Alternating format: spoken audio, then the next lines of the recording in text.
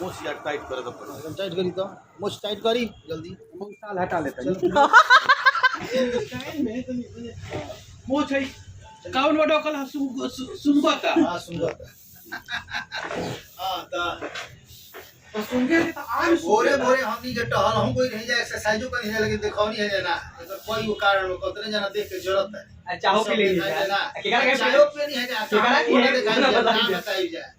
लेकिन अब की चाय बताओ जरूरी बा कि नया नया साल के पहिलका चाय हो ऐसी चाय जरूरी बा कि नेवता के लीटी के रहे लेकिन चाय साल बा डब्लू भैया हवे डब्लू भैया के सजन से पेट्रोल टंकी मम्मी के चाय पियो तनी जा अब लीटी ये नयका साल में आज होई कि काल होई बताई जाना मतलब भीड़ ज्यादा लगी हमार तो मोचिया तनी सोच हो गई भैया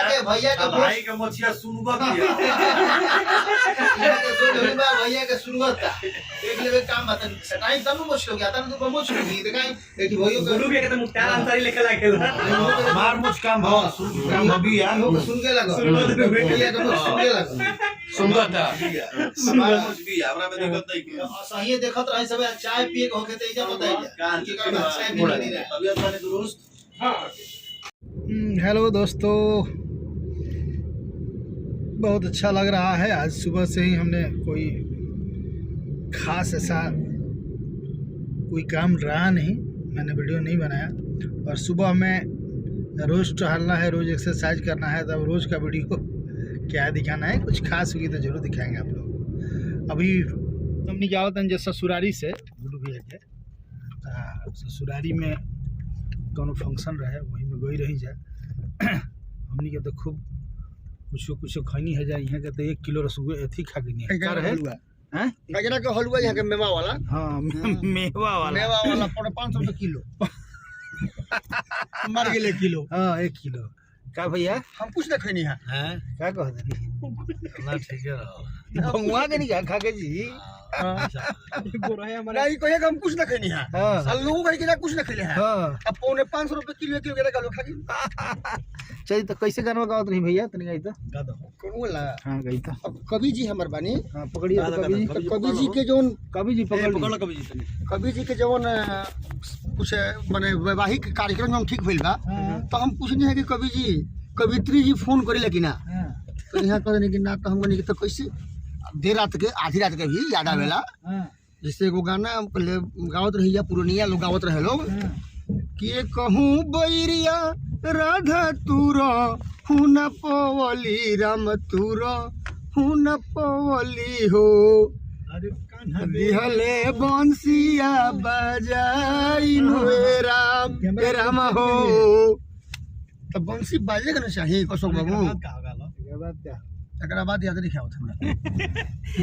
रवा ब्यास बढ़िया नहीं की रवा गायकार बनी ले भैया राम तुझे मैं क्या चढ़ाऊं भगवन तुम्हारे दर पे आया हूँ तुझे मैं जल चढ़ाऊं तो वो भी मछली का जूठा है तुझे मैं क्या चढ़ाऊं भगवन तेरे दर्शन का प्यासा हूँ तुझे मैं फूल चढ़ाऊं तो वो भी मधु भंवरे का जूठा है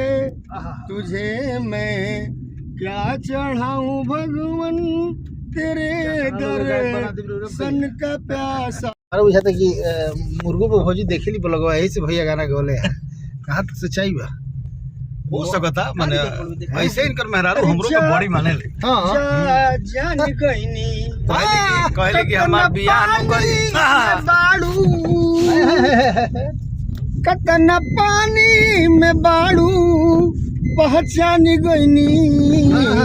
क्या बात जा जान गईनी कौन मौसी हम तहारी ला तो ऊपर से चढ़वा लीला अरे सड़का ठीक ना सब जाई ये जो कहते हैं गड़बड़ा जी शक्ति पाए अब ये अभी कुछ चंद सेकंड पहले आपने मुर्गा बाबा के मुखार बिंद से इतने बढ़िया बढ़िया भक्ति की बातें आपने सुनी और तुरंत जान गई नहीं। अचानक से इनके मन में जो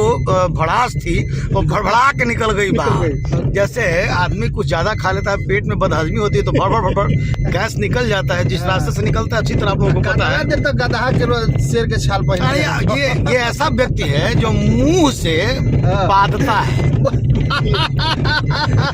मुंह से भी आगे छोड़ते हैं। हाँ, फिर कह रहे हैं आपसे भाई ये है आदरणीय हमारे मुर्गा बाबा। ये कवि के साले हैं और मैं कवि हूँ। बाकी हमारी पत्नी के ये भाई हैं, बाकी रिश्ता आप लोग मान लें जो भी माने। मेरे बच्चों के मामा हैं, मेरी पत्नी के ये सगे भाई हैं, मौसेरे।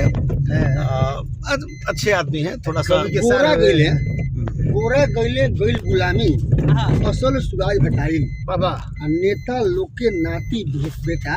उनके काम भटाई। बाबा बाबा बाबा क्या बात। पढ़ल लिखल सब बोका भइले है ना, अब बुड़बक लोग पछुआई। तब हम जन भांग खिया देने का रात अंजुरिया आई। हाउ कैसे वजह पढ़ल लिखल भूल गए, देखनी पढ़ल लिखल भूल गए नहीं कैसे बा, पढ़ल लिखल भूल गई बोला फेर लोला। अरे पढ़ल लिखल भूली गईनी समदल भेड़ा बहिनी। जिया जिया बाबा जिया, पढ़ल लिखल भूली गईनी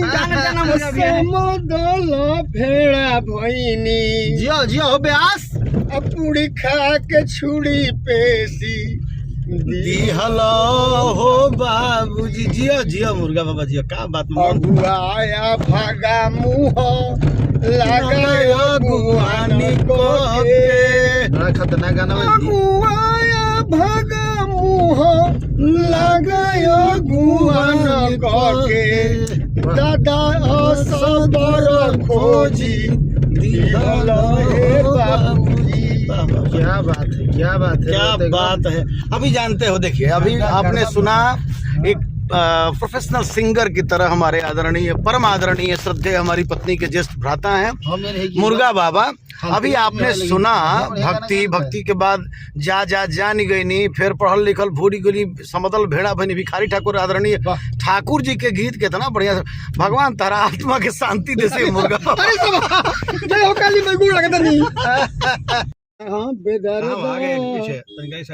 दर्द देले उहेनु दी दवाई हो। दर्द दुकान के सोया गाड़ी खड़ा के चला बोलो झोली जाके बोली दवाई दवाई हो। अरे गाड़ी